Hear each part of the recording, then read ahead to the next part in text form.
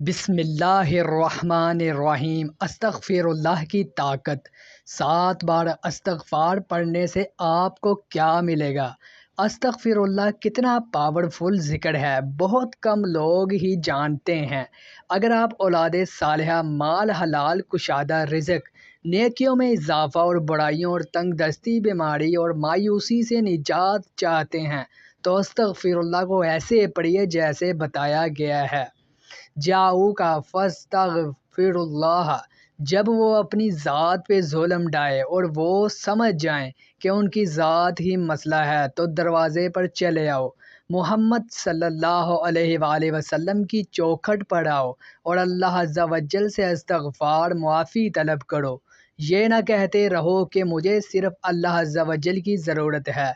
اللہ عز و جل قرآن میں فرما رہا ہے کہ اگر تمہیں واقعی لگتا ہے کہ تم خود پر ظلم کرتے ہو، جاؤ حضور صلی اللہ علیہ وسلم کی بارگاہ میں آؤ اور محمد صلی اللہ علیہ وسلم کی موجودگی میں مجھ سے استغفار کرو اور دوڑو اپنے رب کی مغفرت کی طرف اور اس جنت کی طرف جس کی وسعت آسمان و زمین کی وسعت کے برابر ہے۔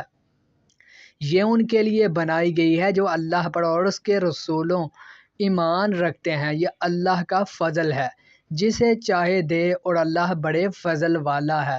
استغفر اللہ ربی من کل ذنب واتوب الیہ پڑھنے سے کیا ملتا ہے؟ آپ کو وہ کامیابیاں ملیں گی جن کا آپ نے کبھی سوچا نہ ہوگا۔ آپ کی راہ میں حائل رکاوٹیں خود بخود بہتی چلی جائیں گی۔ رکے ہوئے اور پھنسے ہوئے کام خود بخود حل ہوتے دکھائی دیتے ہیں۔ استغفر اللہ پڑھنے کے بے شمار فائدے۔ اللہ تعالیٰ فرماتے ہیں اگر مال اور نرینہ اولاد چاہتے تو استغفر اللہ پڑھا کرو۔